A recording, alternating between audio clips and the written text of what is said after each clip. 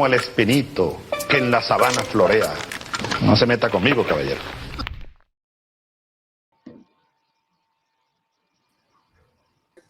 Hola, ¿qué tal amigos, amigas, amigues de Raíz, People's Dispatch y también Barricada TV? Como cada lunes ya estamos aquí disputando el alba.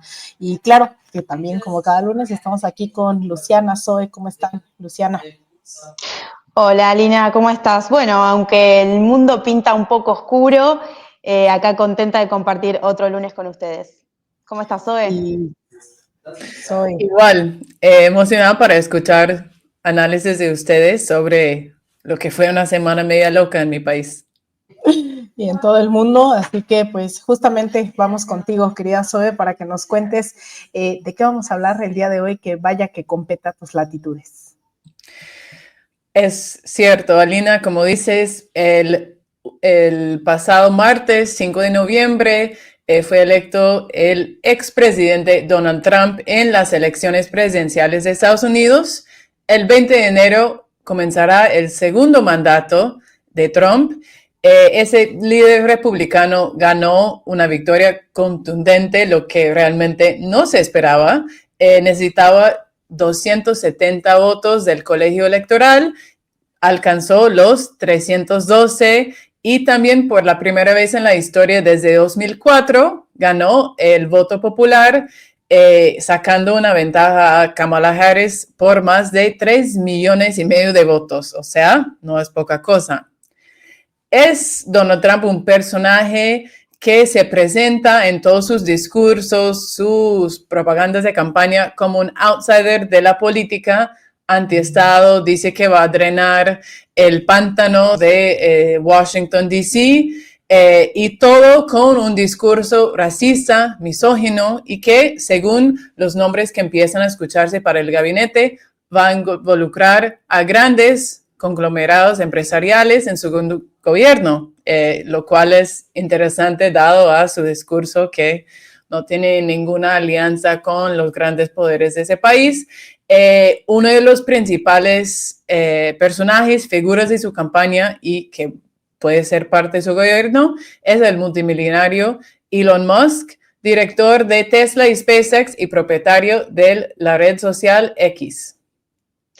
Sí, bueno, y en este programa justamente queremos analizar por qué el pueblo de Estados Unidos eligió esta opción, la de los republicanos, para el próximo gobierno, qué implicancias también trae para nuestra región, para América Latina y el Caribe su triunfo, y qué dicen, ¿no?, estos resultados del estado de la política en general y de las formas de hacer política en la actualidad. Y para eso tenemos el gusto de que nos acompañe Mario Santucho, periodista y director de la revista Crisis. Hola Mario, muchas gracias por compartir estos minutos con nosotras. Hola, ¿cómo andan? Muchas gracias a ustedes por la invitación, un gustazo, la verdad, estar acá. Bueno, Mario, ¿qué lectura haces de estos resultados en general? ¿Cuáles crees vos que fueron las condiciones para que gane un candidato como Donald Trump en este momento? Bueno, la verdad que hay muchos elementos para tener en cuenta sobre esta tremenda victoria que, como decía Zoe antes, fue mucho más holgada de lo que se pensaba. Y esos elementos se pueden ver en distintos planos, ¿no?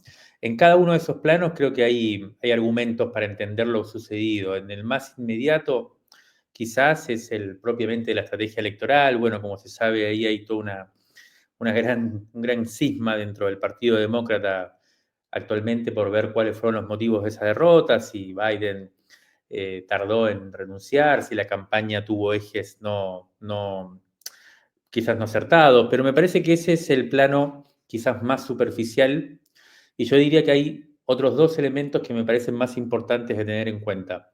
Un segundo, yo diría a nivel de profundidad, para mí tiene que ver con por ahí fenómenos profundos quizás que están atravesando la sociedad norteamericana, y creo yo que pueden también percibirse ese tipo de fenómenos, por lo menos en países como Argentina, yo diría también en otras regiones de América Latina, ¿no? Que tiene que ver con un malestar muy grande, muy fuerte, en la sociedad, sobre todo en ciertos sectores de la sociedad que vienen siendo afectados de manera consuetudinaria, digamos, desde hace varios años, desde hace algún tiempo, por lo que podríamos llamar la persistencia de un orden de cosas, sobre todo económica, social, que podríamos identificar a grandes rasgos con el neoliberalismo, y que permanecen y que son constitutivas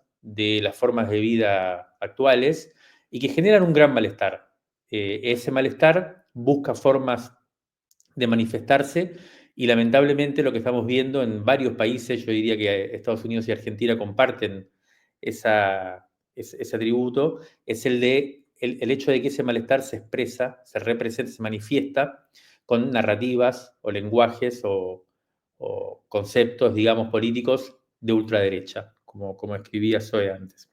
Y si les parece, dejo un tercer elemento que me parece quizás más profundo todavía, que tiene que ver con una situación geopolítica, ¿no? En la cual todo parece indicar que estamos entrando en un estado, en una etapa global post-liberal, en donde el régimen de gobierno, el orden mundial, digamos, constituido, y capaz que incluso después de la Segunda Guerra Mundial, pero claramente después del año 89, con la caída del muro de Berlín, lo que llamamos la globalización básicamente con eje en Occidente y demás, evidentemente está entrando en una etapa ya de cierre y se está abriendo un nuevo horizonte, un nuevo periodo que no sabemos muy bien cómo definir, pero que tiene claramente entre sus actores a gente que cuestiona claramente esta especie de primacía del liberalismo con todo lo que tiene, uno podría decir, de hipocresía y de promesas incumplidas, ¿no? Y para ir desglosando un poco, Mario, justo en este primer momento decías, bueno, vamos a dejarlo un poco más al lado, pero justo a lo mejor mucha de la gente identifica o se pregunta qué pasa con el Partido Demócrata que no logra satisfacer las demandas, no lo sé, por ejemplo, estaba viendo un poco los números de las elecciones pasadas en Estados Unidos. En el 2018 Joe Biden obtiene 81 millones de votos, mientras en estas elecciones tienen 10 millones de votos menos. Se habla también de que pues, el Partido Demócrata no logra escuchar a sus bases, vemos a la gente en las calles, pero sobre todo, ¿qué país deja Biden como para tratar de entender un poco, ¿no? En clave la victoria de Trump ante, pues eso, de frente teniendo este partido? Sí, no sé, yo creo que ahí, por ahí Zoe tiene más elementos para aportar, que está cerca de la situación, que conoce bien a esa maquinaria política que es el Partido Demócrata. Yo a la distancia lo que he podido seguir es un poco, yo diría, por lo menos desde acá, lo que se ve es un partido muy ligado al establishment, digamos, no norteamericano, con mucho sentido de pertenencia, ¿no? De lo que es el status quo, con mucha vocación de defender ese status quo respecto de ataques que obviamente son ataques muy preocupantes y desde la derecha y desde posiciones como decía, son misóginas y racistas, pero que a su vez, en tanto se constituye como defensa de un orden que todo el mundo sabe que es injusto y que incluso durante los últimos meses ha tomado un rasgo directamente genocida, ¿no? Con ese elemento tan importante, creo yo, también para lo que fue la elección última, que es el genocidio en Palestina. Creo que eso ha hecho que mucha gente, creo, por lo que vi de los sectores jóvenes, se hayan visto no convocados a participar de algo así como una defensa de la democracia y del orden existente, que fue el caballito de batalla, ¿no? De la campaña. Y después hay otro elemento que, de vuelta, ahí me parece que Suárez tiene más elementos para aportar, que tiene que ver con la cuestión económica, ¿no? Que parecía ser quizás uno de los principales activos para una reelección del Partido Demócrata del oficialismo y que, sin embargo, por lo que estuve viendo también a nivel popular, a nivel de los sectores populares, no es tan reivindicable lo sucedido en los últimos 4 años y ha hecho mella fenómenos como la inflación y cuestiones que supuestamente a nivel macroeconómica están controladas, pero que después en la vida real se sienten con fuerza.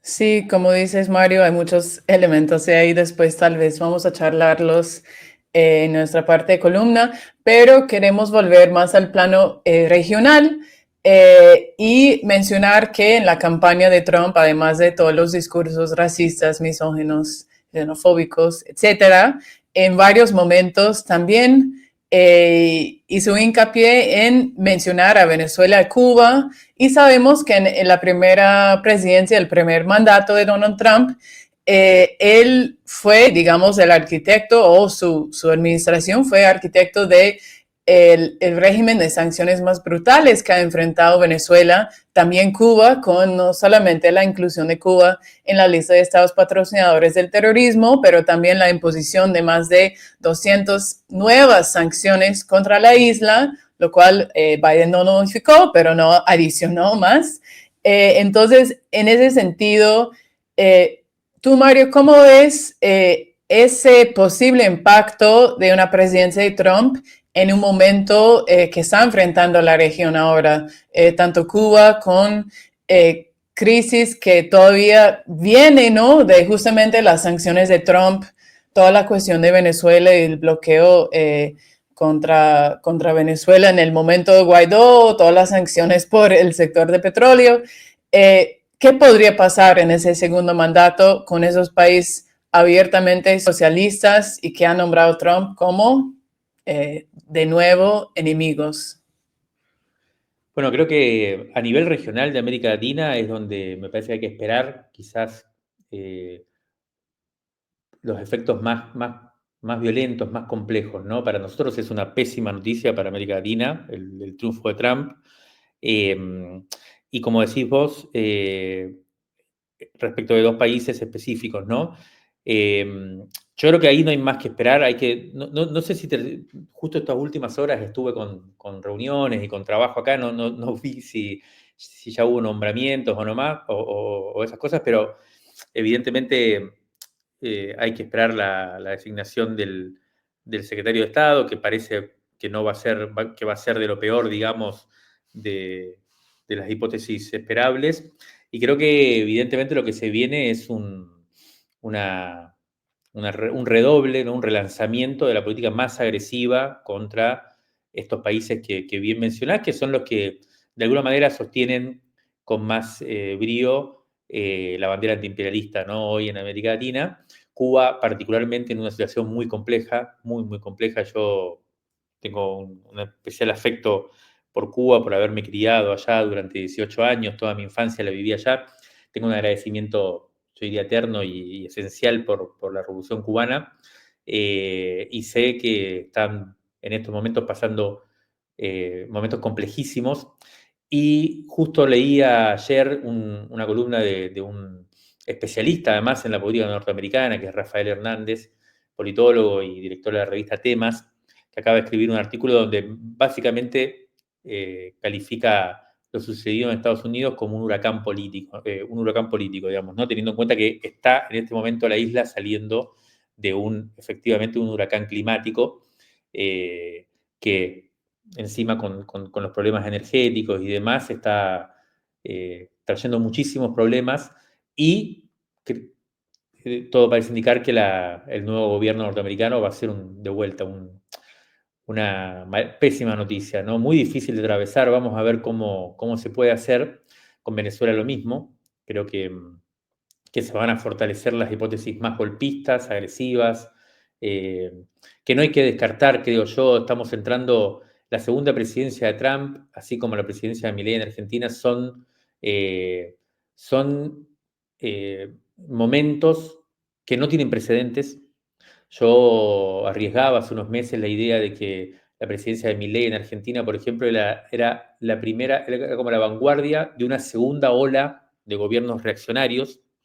que se termina de confirmar con el triunfo de Trump en Estados Unidos.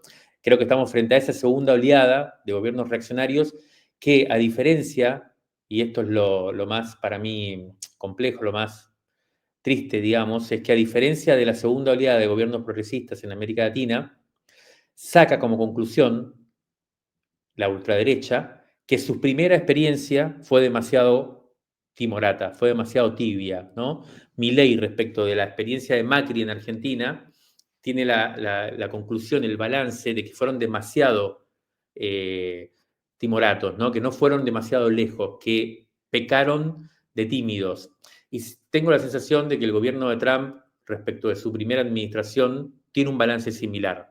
Con lo cual, estamos entrando a un momento de transformaciones reaccionarias de la cual no tenemos parangón, no tenemos precedente. Entonces, vamos a tener que usar todas las reservas defensivas para lo que viene y prepararnos para la peor de las hipótesis, ¿no?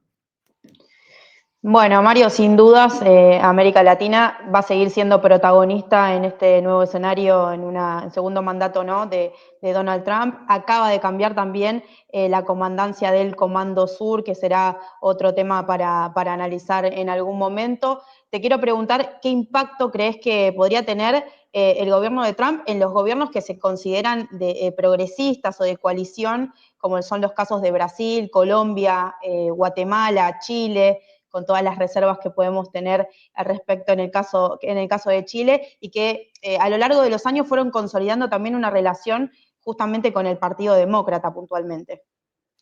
Bueno, acá es donde se abre la pregunta más difícil de responder, yo creo que también que está más abierta, ¿no? La pregunta porque depende, o sea, es evidente que la presidencia de Trump cambia estas condiciones. Acá es donde se va a ver con fuerza un cambio de condiciones políticas, geopolíticas, y como bien decís, se va a desarmar un esquema de alianzas y de gobernabilidad para la región que fue el planteado por el Partido Demócrata, ¿no?, por la administración Biden, que efectivamente tenía niveles de conversación y de acuerdo con algunos países, algunos gobiernos progresistas de América Latina, que elegían ese tipo de negociación, diálogo, para establecer un esquema de gobernabilidad progresista en la región, ¿no? Que pudiera, de un lado, según ese esquema, contener las tendencias más reaccionarias expresadas, por ejemplo, por un gobierno como el de Milei o el de Bukele, pero también tuvieran la pretensión a cambio de limar o moderar, digamos, despliegues un poco más transformadores como podrían ser quizás Venezuela y Cuba, ¿no? Esa especie de momento más centrista, digamos, ¿no? Esto, toda la sensación es que esto va a cambiar, ¿no? Y la pregunta es qué van a hacer estos gobiernos frente a eso.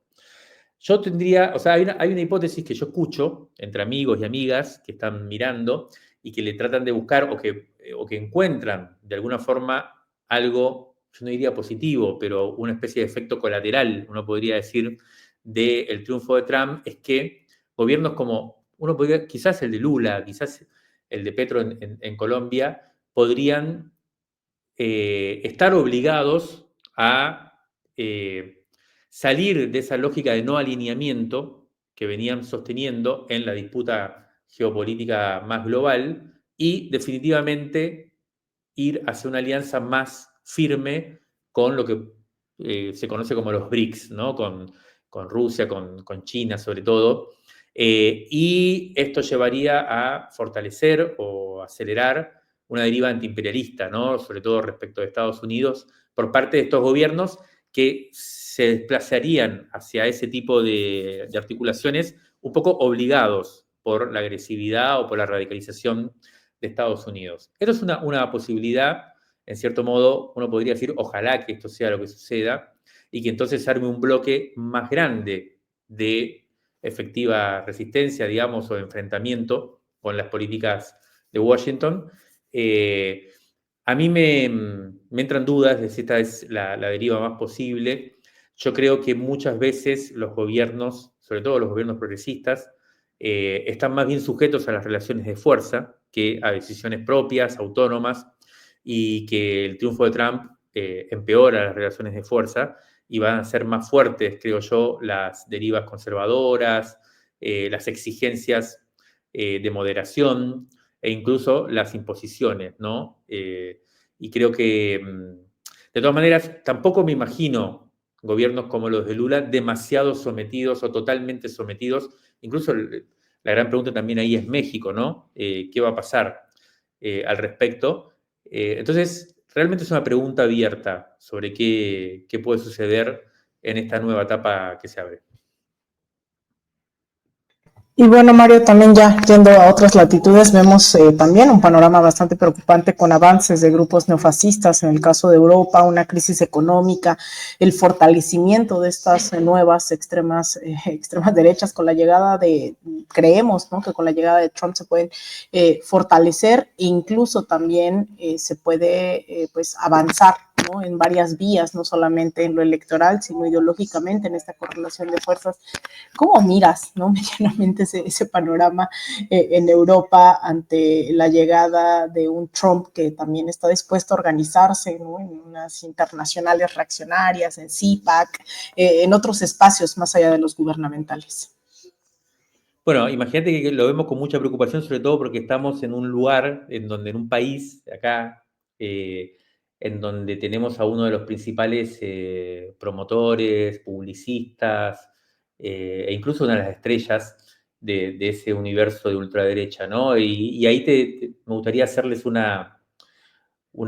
comentario particular sobre lo que significa la victoria de Trump para Argentina, ¿no? Creo que es quizás el lugar donde más se va a padecer dentro de todo, porque acá, como saben, está abierta una pregunta también sobre cuál es el destino de un gobierno como el de Milei, si va a poder consolidarse, si vamos a poder, por el contrario, desestabilizar a este gobierno e incluso pensar en un horizonte de conflictividad social que logre voltearlo directamente. Por lo menos para mí es una de las tareas del presente, porque creo que sería una conquista democrática, pese a que muchas veces se lo ve como golpista, este tipo de derivas, uno podría decir insurreccionales, frente a gobiernos tan antipopulares como estos.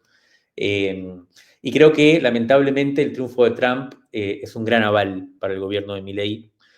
Puede redundar en un factor de estabilización del gobierno de Milei. No necesariamente será así, pero es una gran posibilidad.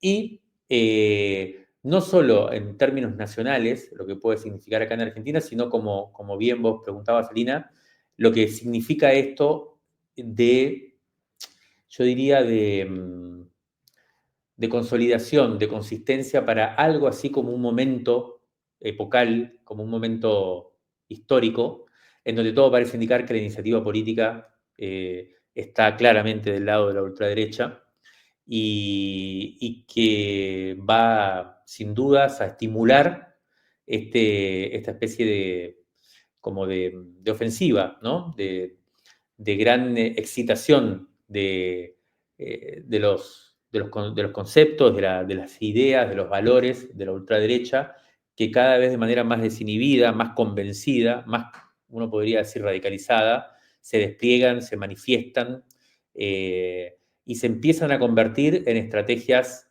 bastante complejas, ¿no? Porque ya no son solo narrativas, ya no son solo discursos, ya no son solo provocaciones. Creo que a esta altura tendríamos que estar empezando a pensar en constitución de un horizonte, incluso de gobernabilidad para el mundo, en esto que decía antes, de un momento post-liberal, en el cual se empiezan acá una de las grandes novedades, creo yo, de la elección también, de la campaña electoral y de este momento en Estados Unidos, es que uno percibe un sector de la élite económica totalmente volcado hacia la posibilidad de un horizonte de gobernabilidad de ultraderecha, ¿no? Cosa que hasta ahora no se veía tan claramente, y con Elon Musk y otra cantidad de personajes que son multimillonarios, que son personajes muy importantes en la acumulación de capital hoy en el mundo y que ya están pensando, con varios gobiernos además, en el mundo este nuevo horizonte, ¿no? para el planeta. Con lo cual, creo que particularmente Europa ya tiene algunos lugares en donde esto está consolidándose, en Italia, en Hungría, fundamentalmente, y otras fuerzas que están al acecho, ¿no? En España, en Alemania. Entonces, redunda en una crisis, yo creo que va a enfatizar una especie de crisis quizás terminal, no sé si terminal, pero por lo menos muy aguda en los partidos y gobiernos progresistas, como le está pasando al Partido Demócrata y está pasando en Alemania y va a pasar también en otros lugares de Europa, y en un fortalecimiento cada vez mayor de las opciones de ultraderecha, ¿no? Así que estamos entrando en un momento muy complejo en el cual no nos queda más que repensar en serio las opciones de izquierda, las opciones emancipadoras, ir a fondo en una especie de reseteo potente para dejar, creo yo, en Argentina se dice colgarnos el travesaño, dejar de estar en una estrategia tan defensiva, tan dependiente del status quo, tan, yo diría incluso cobarde, con tan poca imaginación, y bueno, y volver a reconectar con la principal fuerza nuestra del movimiento emancipador, de resistencia, revolucionario, que siempre ha sido pensar realmente el futuro de una manera radical y con la necesidad de una ruptura fuerte con lo establecido y con los valores dominantes, ¿no? Mario, para cerrar, bueno, realmente estamos viviendo en casi todos los países de nuestra región un panorama muy oscuro, a nivel global también, pero como vos decías, siempre hubo resistencias y siempre hubo organización, ¿no? Frente a estos proyectos tan terribles, tan neoliberales que nos acechan. Te quiero preguntar principalmente por el caso argentino, ya que lo mencionabas recién. Bueno, ¿qué lugar ves vos justamente para un proyecto emancipador y con justicia social en nuestro país en este momento, cuando todavía nos seguimos preguntando por qué el pueblo argentino sigue aguantando lo que está sucediendo, ¿no? Bueno, yo creo que a Argentina le está pasando lo mismo o sea, es muy parecido, ¿no? No sé si vos lo ves así, pero yo veía muchas analogías entre lo que pasó en Estados Unidos y lo que pasó en Argentina, ¿no? Con este momento de un primer gobierno de derecha, un regreso del progresismo al poder y la sensación de que había fracasado esa derecha, y un fracaso mucho más fuerte del progresismo en el momento en que le tocó gobernar, y por lo tanto un regreso entonces de una ultraderecha mucho más decidida. Es exactamente lo que pasó acá. A mí me parece que en Argentina también es necesario, como va a pasar en Estados Unidos ahora, un replanteo profundo, fuerte, de la opción progresista, que en Argentina es básicamente el peronismo, ¿no? El kirchnerismo. Como saben, seguramente lo habrán conversado acá, también el progresismo en Argentina está en un momento de debate un poco interesante, que no se entiende mucho, cuando debería estar más bien como organizando la resistencia, poniendo toda la fuerza posible para resistir los avances de la ultraderecha y del ajuste y de las transformaciones neoliberales, y sin embargo muchas de las fuerzas del progresismo parecen estar más preocupadas en pelearse entre ellos por ver quién manda, digamos, en un momento de repliegue tal. Con lo cual, mi sensación es de vuelta a lo que trataba de decir antes. La pregunta para mí hoy es: ¿dónde comienza un proceso de recomposición de la fuerza popular, de la fuerza transformadora, en un sentido emancipador? ¿Dónde hay un punto de reconstitución? Porque por lo que veo, en la mayoría de los espacios constituidos, y esto nos incluye también a nosotros como espacios comunicacionales y demás, en general estamos muy atravesados por una forma de pensar las cosas y de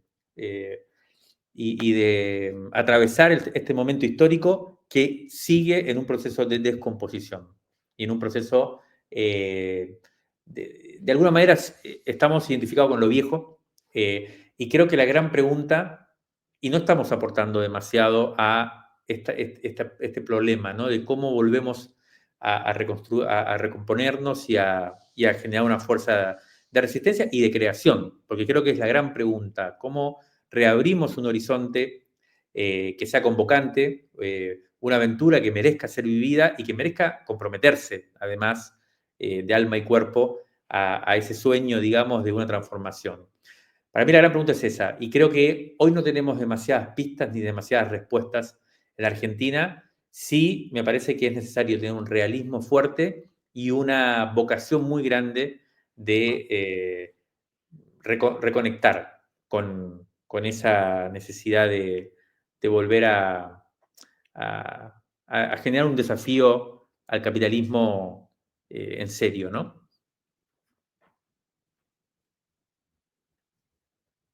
Bueno, sí, muchas gracias, Mario, para darnos ese panorama, análisis excelente que creo que estaremos de todos lados viendo con mucha ansias, pero también, o sea, detenidamente los pasos que va tomando el gobierno de Trump, la composición del gabinete, como decías.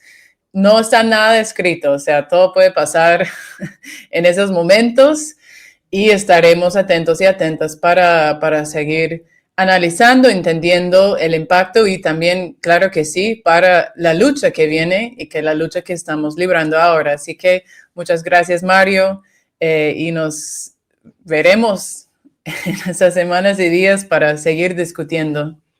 Seguramente. Muchas gracias a ustedes por la invitación, ha sido un gustazo y seguiré escuchándolas a ver, para aprender un poco y para saber cómo sigue la cosa. Abrazo enorme. Gracias, Mario. Perfecto. Bueno, seguimos. Creo que podría empezar yo hablando un poco de algunos de los elementos que nos queda por charlar sobre esas elecciones. Creo que uno de los temas que más se cuestionó, se preguntó después de esas elecciones es, por un lado, ¿por qué ese Partido Demócrata perdió tanta fuerza, tanta popularidad, tanto apoyo? O sea, el Partido Demócrata había una diferencia de 11 millones de votos del 2020. O sea, es un sector enorme que no es que fueron todos a votar por Trump, pero simplemente no votaron. Eso es importante. Y también una pregunta que muchos también se plantean es, ¿cómo es posible que sectores que necesariamente serían afectados y afectadas por las políticas nefastas de Trump, cómo es la comunidad latina, cómo es la comunidad migrante en general, cómo es la comunidad árabe que fue perjudicada durante el primer mandato de Trump, cómo es que no apoyaron la candidatura de Kamala Harris para frenar un gobierno de Trump? Creo que es una pregunta que se hace bastante y también la respuesta que ha dado el Partido Demócrata es que es por culpa de los latinos en Estados Unidos que fue elegido Trump, es por culpa de X grupo, minoría, o sea, es fuerte. O sea, era casi una broma que, bueno, ¿a cuál grupo les va a echar la culpa por haber perdido esas elecciones? Y realmente lo estamos viendo en tiempo real. Una serie de acusaciones de, es que ellos no saben, no son educados, no saben votar, no saben qué es eso. Y lo interesante es que, obvio, los demócratas jamás hicieron y van a hacer esa autocrítica pública, por lo menos. Ojalá lo hagan al interior y que cambie un poco cómo hacen las cosas en frente a un fracaso tan severo. Pero en todas las encuestas antes de las elecciones, o sea, aparte de las que pensaron que iba a ser muy empatados, una de las preguntas que seguía apareciendo era, para ti, para ustedes, ¿cuál es el tema principal en esas elecciones? Y para la mayoría de las personas, y sobre todo los que iban a votar por Trump, era la economía. Y creo que Mario hizo referencia a eso. hacer, o sea, de cómo votaron el pueblo argentino en las últimas elecciones, y la economía es un factor principal. La inflación que ha habido, el aumento en precio de vivienda, de alquiler, de todos los aspectos de la vida, que hizo que las personas dijeron, bueno, si ese gobierno, si ese partido está diciendo que está todo bien, que no tienen que cambiar nada, que no, o sea, la inflación bajó, entonces está todo bien, ¿para qué van a votar para quienes dicen que no hay ningún problema? Si están sufriendo para llegar al fin de mes, si están con dificultades de pagar todo, o sea, van a votar para la persona que dice está mal, y bueno, dice una variedad de excusas de por qué está mal, a veces acusando a los migrantes, muchas veces. O sea, tiene todas las razones de por qué, pero dice, pero lo voy a cambiar. Y prometo cambiarlo, prometo arreglarlo, prometo bajar la inflación, prometo hacer todas esas cosas. Entonces las personas preguntan, bueno, ¿y por qué? ¿Cómo podrían votar por Trump? Y es eso. O sea, quieren un cambio en su condición de vida, y alguien promete cambiar sus condiciones de vida, otro dice que vamos a mantener todo igual. Así que eso hizo que una variedad de nacionalidades, de raza, de todos los sectores de ese pueblo, de los pueblos de Estados Unidos, salieron a apoyar esa candidatura. Y lo otro es que en todas las exigencias que fueron tan claras durante el gobierno de Biden por una serie de cosas, así sea el subir el salario mínimo, dejar de exportar armas a Israel, imponer un embargo de armas, insistir en un cese de fuego, todas esas fueron descartadas, ignoradas, para una postura más al centro. Entonces, si el base del partido es más a la izquierda, con exigencias más progresistas, y el liderazgo está yendo al centro, pues ¿para qué van a votar ese partido? O sea, si son casi republicanos, en fin. Entonces, creo que creo que la resaca electoral ya está bajando un poco, y esas, digamos, acusaciones están también bajando, la gente ya aceptando la victoria de Trump, pero va a ser imposible, y creo que ya de hecho esas elecciones marcaron el fin o el comienzo del fin del Partido Demócrata como partido que representa causas progresistas. Incluso han hecho que perdieron por abrazar las causas progresistas demasiado. Una lectura muy equivocada en mi forma de ver. Creo que es el comienzo del fin de ese partido, y que no puede más con esa contradicción de querer representar los intereses de la clase dominante y dar voz a supuestas causas progresistas. Lo único que pudieron prometer era lo que no hicieron en 30 años, que era legislar sobre el aborto. No lo hicieron, la Suprema Corte tumbó ese derecho, y su única bandera en esas elecciones era: vamos a nosotros proteger el derecho que no fuimos capaces de hacer en los 30 años que pudimos hacerlo. Así que pocas promesas, muchas cosas incumplidas, y preguntan por qué perdimos. Así que unos elementos para aportar ese análisis, y creo que vamos a Luciana con más noticias de privatización, desregularización de empresas públicas. Sí, bueno, un poco lo que contaba, me parece, Mario, trae a colación todos estos comentarios, tanto que hacías vos como los que voy a hacer ahora en lo que sigue, Zoe. Bueno, les quería comentar, justamente en los últimos días, incluso en las últimas horas, el gobierno de Javier Milei avanzó justamente en la desregulación de dos empresas del Estado que ya habían sido privatizadas en la década del 90 durante el gobierno de Carlos Menem. Bueno, ahora lamentablemente estamos volviendo a discutir lo mismo en la Argentina. Se trata, por un lado, del Correo Argentino, la empresa estatal que es del servicio del correo postal, el primero de los servicios públicos que se reestatizó en el año 2003, y por otro lado, de Intercargo, que es una empresa que está encargada de los servicios operativos que están relacionados con el despegue y aterrizaje de los aviones de la empresa Aerolíneas Argentinas, que también es estatal.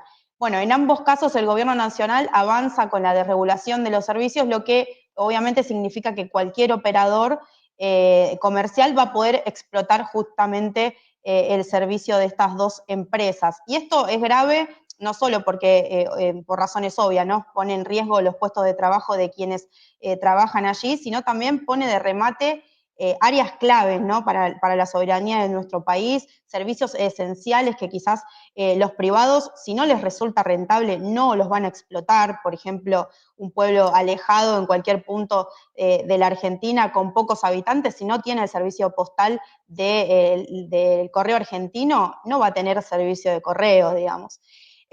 Bueno, los dos casos que les comento fueron blanco de ataque desde el primer día de este gobierno, amenazando a los trabajadores que están sindicalizados tanto en Correo Argentino como en Intercargo, y en Aerolíneas Argentinas, al punto de que el vocero presidencial, Manuel Adorni, le dedica minutos enteros de su conferencia de prensa, la que hace habitualmente, para dirigirse directamente y operar desde la mentira, deslegitimando el plan de lucha que vienen llevando adelante los trabajadores para defender justamente sus puestos de trabajo, ¿no? Un ejemplo de esto es que justamente la semana pasada echó a un grupo de 15 trabajadores por realizar un paro de actividades y los tildó de terroristas sindicales y dijo que habían tomado como rehenes a los pasajeros. Ese era el argumento justamente para echarlos, ¿no? Un mecanismo que, como vemos, viene utilizando este gobierno para barrer con la organización sindical, para barrer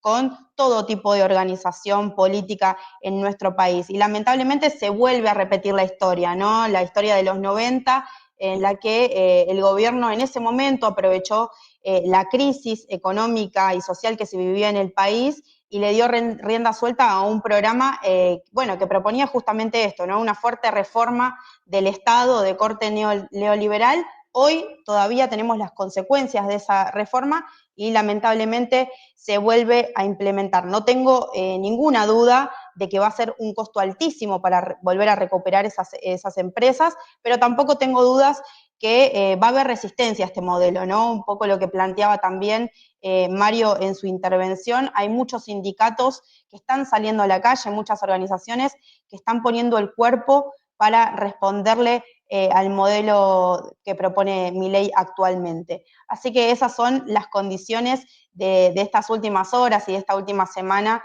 con el modelo de Javier Milei. Y le paso la palabra ahora a Lina.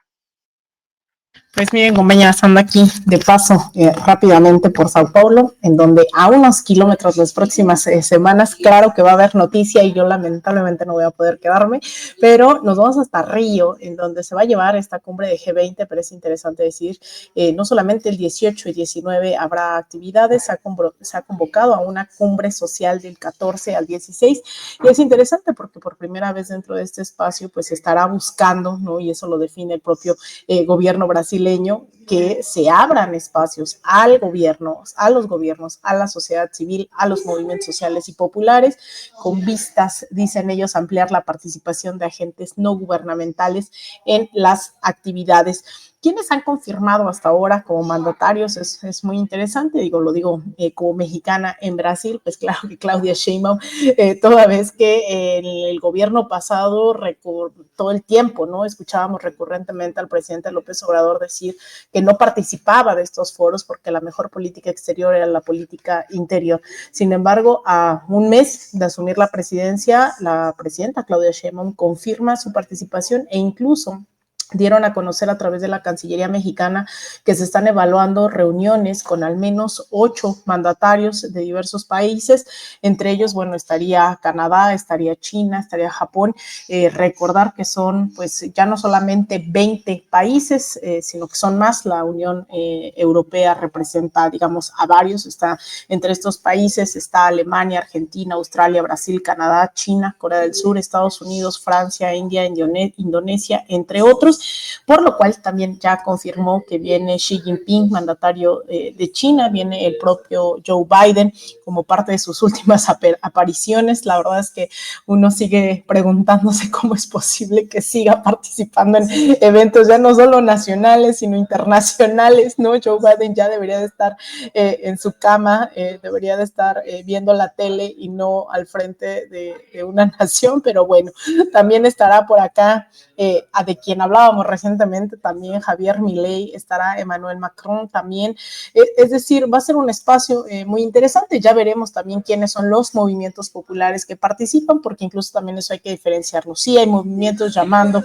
a estas movilizaciones, pero también recordar que en el G20 están incluidos pues también organizaciones gubernamentales internacionales, ¿no? El Banco Mundial. Entonces, bueno, ahí habrá que matizar también las participaciones de quienes estén ahí en Río de Janeiro. Por el momento yo digo que esto pues también se lo ligo con lo que hablamos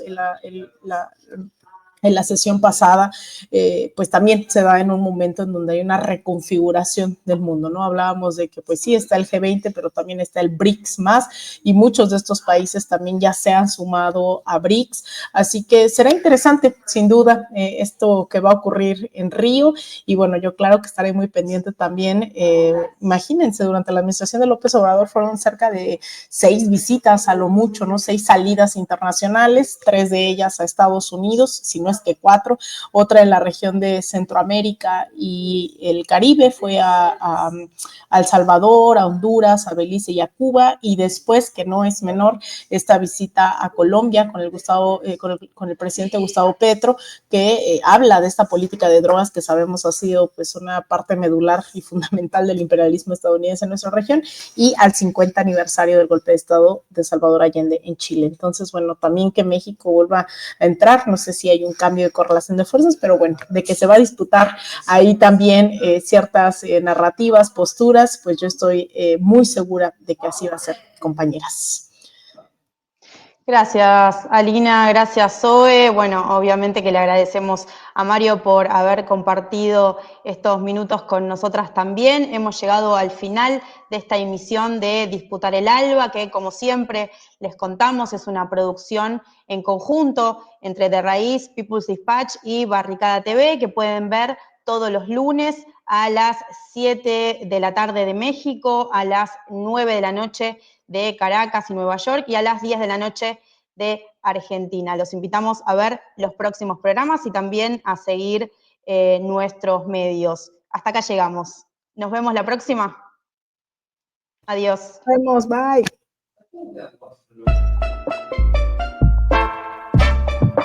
¡Váyanse al carajo, yanquis de mierda! ¡Que aquí hay un pueblo digno! Estaré en la primera línea. Yo soy como el espinito que en la sabana florea. No se meta conmigo, caballero.